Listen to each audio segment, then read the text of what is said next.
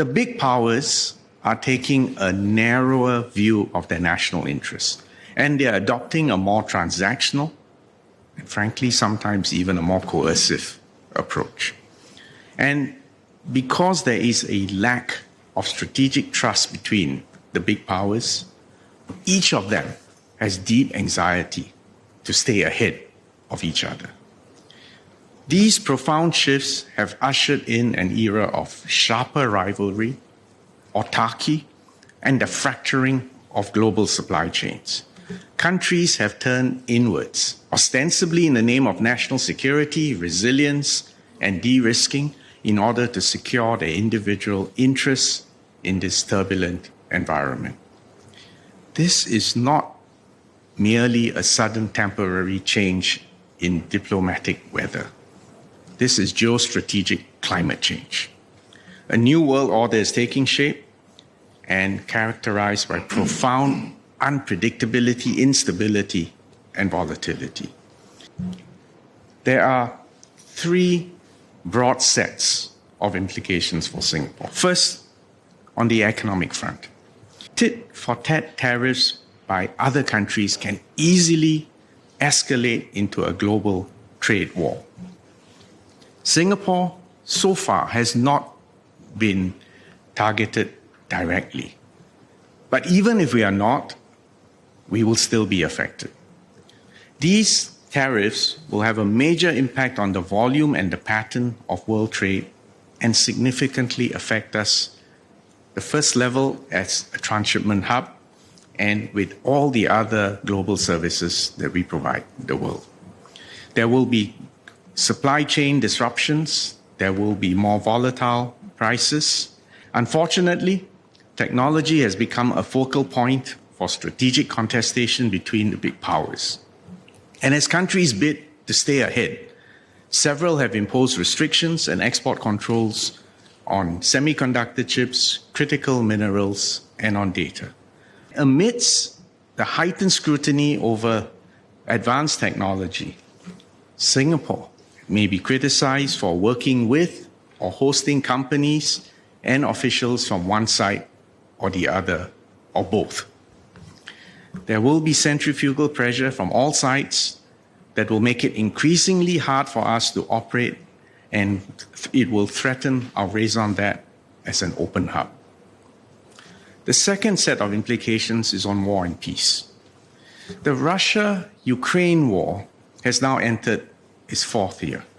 It is now clear that the transatlantic relationship is under severe strain. And NATO members are now seriously and urgently rethinking their strategic and security situation and their policy options. In fact, meetings are going on even now as we speak. And cast your mind one more step.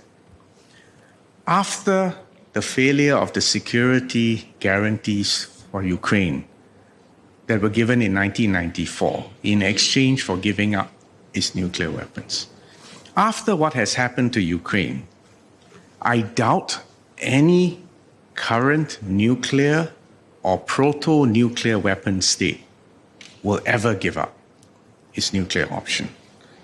And all this makes for a much more dangerous world.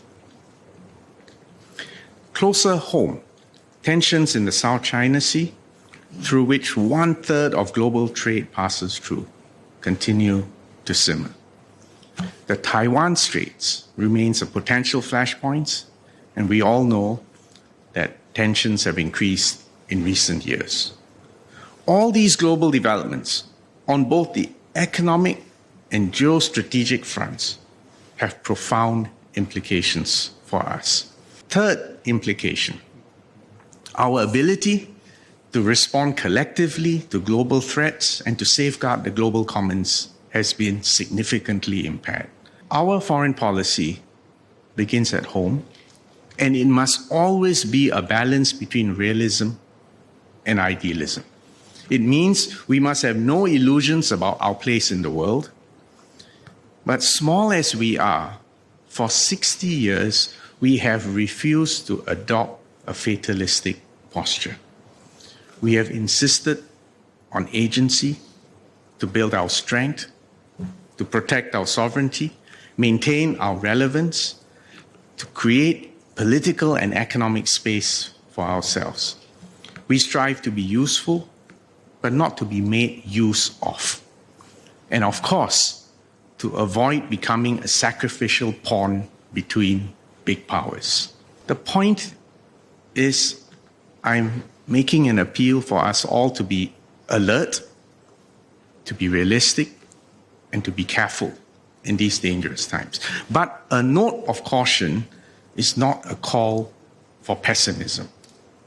Because in fact, Singapore has good reason to have confidence in our future due to the pioneering work of past generations. Today, we are in a strong position. Our core strengths are based on three key pillars. First, our economic strength and our reserves. Second, our ability to stand on our 2 feet and to defend ourselves. And third, our domestic cohesion.